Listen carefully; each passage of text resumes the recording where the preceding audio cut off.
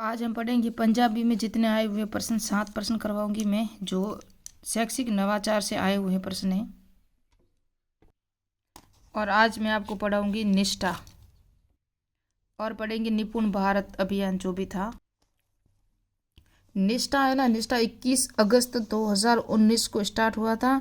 National institute for school head and teachers holistic advancements इसका नाम है। पूरा नाम कोई नहीं पूछेगा क्योंकि बहुत बड़ा नाम है। विद्यालय प्रमुख और शिक्षक की समग्र उन्नति के लिए ये क्या थी, राष्ट्रीय पहल थी। राजस्थान राज्य का नहीं, ये भारत लेवल का था, यानी कि केंद्र लेवल की ये पहल थी। निष्ठा के माध्यम से ऑनलाइन शिक्षक प्रशिक्षण का संचालन 16 अक्टूबर 2020 से प्रारंभ हुआ था। यहाँ ये टीचरों को प्रशिक्षण देने की एक पोर्टल या आप कह सकते हो पहल है, जिससे टीचरों को प्रशिक्षण दिया जाता था कि बच्चों को किस तरह पढ़ाया जाना है। राष्ट्रीय स्तर पर, राज्य स्तर पर राष्ट्रीय संसाधन समूह तथा राज्य संसाधन समूह ने मिलकर ये सब शुरू वगैरह किया था। शिक्षकों के प्रशिक्षण हेतु निष्ठा कार्यक्रम के चरण कितने थे, तो 4 चरण थे। और कौन कौन से शिक्षकों को प्रशिक्षण दिया जाएगा और कौन से चरण के तहत दिया जाएगा, ये सब था। तो इसमें से हम देखेंगे निष्ठा 0.1 इसके अंदर प्राथमिक शिक्षा जो 1 से 8 तक थी ना, पहले प्राथमिक नहीं उच्च प्राथमिक लिखना था, यहाँ प्राथमिक शिक्षा 1 से 8 तक के विद्यालयों को यहाँ पर इनके शिक्षकों को प्रशिक्षण दिया जाएगा। उसके बाद निष्ठा 2.0 है ना, वहाँ माध्यमिक स्तर के टीचर थे ना, उनको प्रशिक्षण दिया जाता था। और निष्ठा 3.0 यहाँ ECCE से कक्षा 5 तक के निपुण कार्यक्रम है ना, ये निपुण कार्यक्रम इसी के तहत है। किसके, निष्ठा 3.0 और ECCE से कक्षा 5 तक के हैं। और निपुण भारत जो है वो शिक्षा मंत्रालय द्वारा चालू किया गया है, 5 जुलाई 2021 को है। और यहाँ इनके भी प्रशिक्षण दिया जाता है और इन्हीं के तहत एक और ये अभियान चलाया गया था, वो आगे हम निपुण भारत को पूरा समझाऊंगी मैं। कक्षा 5 तक अभी आपको पता हो तो ये जो आ रहे हैं ना, ECC नर्सिंग या बाल वाटिकाओं में जो विद्यालय लगेंगे, अर्ली चाइल्डहुड है ना, केयर एंड एजुकेशन, ये सभी पूरा नाम है। और इसका अलग से 2 साल का डिप्लोमा होता है। अगर आपने डिप्लोमा किया हो तो वहाँ शायद NGO वगैरह है, वो आपको हर जगह आपको ये डिग्री मिल जाती है। कहीं 2 साल की एक और एक है 1 साल की होती है। अगर वो डिप्लोमा ले लोगे तो आप यहाँ फॉर्म भर दिए जाओगे, जो आंगनवाड़ी में टीचर लगाएंगे 1 से 5वीं तक क्लास के लिए, तो वो ये टीचर होंगे, इनको शिक्षा दी जाएगी। और उसके बाद कक्षा 5 तक ही दिया जाएगा। उसके बाद है निष्ठा 4.0, इसके अंदर भी यही है जो इनको प्रशिक्षण दिया जाता है। अब निष्ठा के उद्देश्य कौन कौन से हैं, तो निष्ठा शिक्षक प्रशिक्षण अभियान है, यानी कि टीचरों को प्रशिक्षण देने का, जैसे कहते हैं ट्रेनिंग वगैरह देना, वो है। सेवारत शिक्षकों के प्रशिक्षण हेतु प्लेटफॉर्म है, जो वर्तमान में स्कूलों में लगे हुए हैं, सेवारत कहते हैं उसे।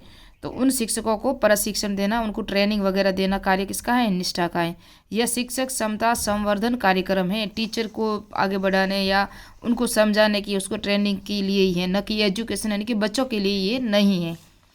अब इस निष्ठा, अभी मैंने बताया आपको निष्ठा कौन सा था, निष्ठा 3.0 के तहत निपुण भारत अभियान चलाया गया था कक्षा 1 से 5 तक के ECCE के माध्यम से।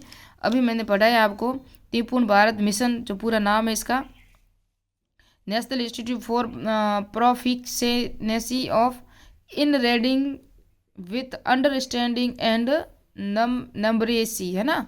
तो इनका पूरा नाम है, ये पूरा नाम इसमें भी नहीं पूछा जाएगा, आपको इसकी डेट याद रखनी या इसके उद्देश्य।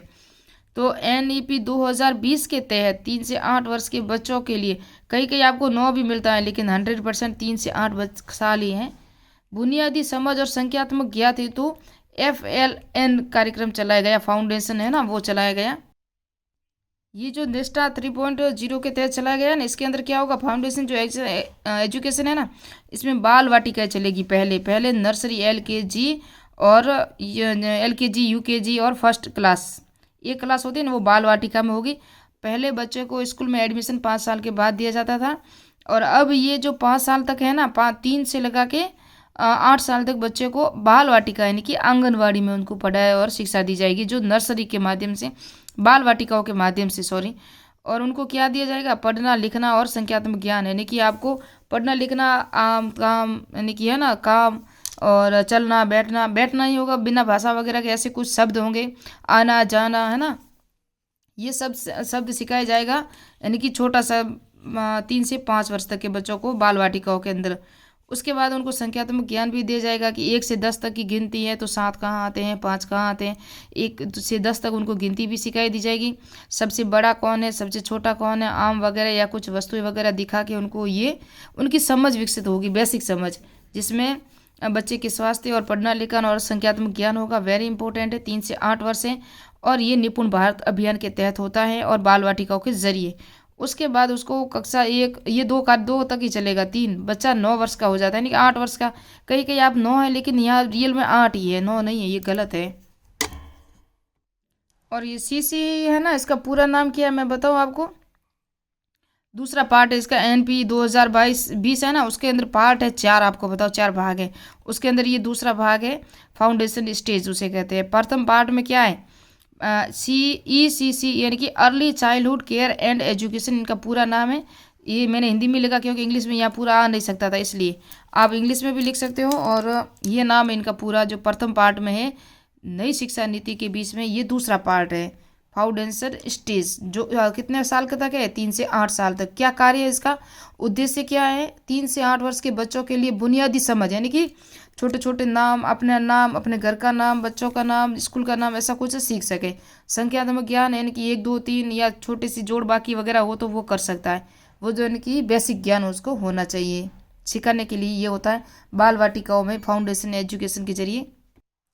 अब तो मैं एजुकेशन नहीं, वो MCQ करवाऊंगी, क्योंकि बस वीडियो 8-10 मिनट का ही मुझे बनाना, ज़्यादा नहीं बनाना, मेरे पास भी इतना टाइम नहीं है ना, इसलिए। रीट लेवल 2 में ये पंजाबी भाषा में आया था। कस्तूरबा गांधी बालिका विद्यालय कब प्रारंभ हुआ था, ये पंजाबी में आया था, लेवल 2 है पंजाबी भाषा। तो ये 2024-4 में स्टार्ट हुआ था। यशपाल समिति के कितने सदस्य थे, आप मुझे बताना कितने सदस्य थे और कब ये स्टार्ट हुई थी यशपाल समिति। 15 तो थे नहीं, 30 भी थे नहीं, ये पर्सन भी डिलीट हुआ कि इन चारों में से तो एक भी नहीं था। और आप मुझे कमेंट करके बताना, क्योंकि 1993 में ये समिति आई थी, यशपाल समिति। अब तक शिक्षा नीतियाँ कितनी आई हैं राजस्थान में, शिक्षा नीति राजस्थान को और कुछ कितनी है ऑल मिला के, तो राजस्थान को चाहे शिक्षा नीति जो प्रथम थी 1968 में आई थी, द्वितीय आई थी 1986 में। अब जो नवीन शिक्षा नीति आई है तो 2020 NPE 2020, याद रखना 3 शिक्षा नीतियाँ हैं वर्तमान में। और ये दूसरी जो शिक्षा नीति है ना 1986 वाली, ये एग्जाम में पूछी गई है अभी 2023 के एग्जाम में कि ये कौन सी क्रम की थी या दूसरी शिक्षा नीति कब आई थी, ऐसा प्रश्न आया था। मैं अभी बताऊंगी आपको प्रश्न कहाँ आया था। RTE अधिनियम 2009 के अनुसार कौन सा कथन सही है, RTE 2009 के तहत स्कूल कंपटीशन फीस लगा सकते हैं, क्या बोला है, सही है, नहीं है कि नहीं। फीस स्कूल प्रवेश के लिए स्क्रीनिंग प्रक्रिया का उपयोग कर सकता है, दोनों में से। तो ये तो हमें पता है ना ही एक, क्योंकि फीस भी नहीं दे सकते हम और स्क्रीनिंग प्रक्रिया का भी उपयोग नहीं होता है।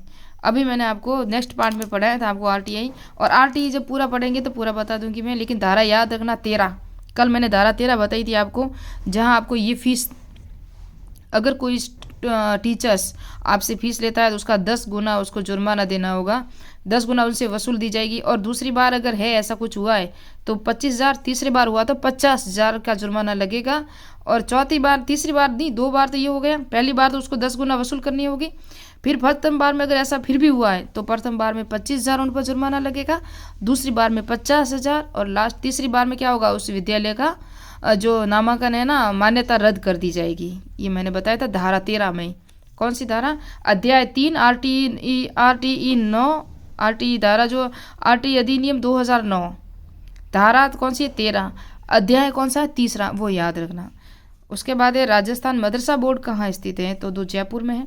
RTE के प्रावधानों के अनुसार राज्य में नोडल अकादमिक प्राधिकरण कौन होंगे, तो नोडल आपको पता ही है RCERT है राजस्थान में, जो उदयपुर में, कहाँ पर है ये, उदयपुर में है। सब कुछ पाठ्यक्रम वगैरह का करना, छापिंग करना, ये सब कौन करता है, यही करता है। ये राज्य लेवल पे SIERT या SCERT या RSCERT होगा, ये राज्य लेवल पे है।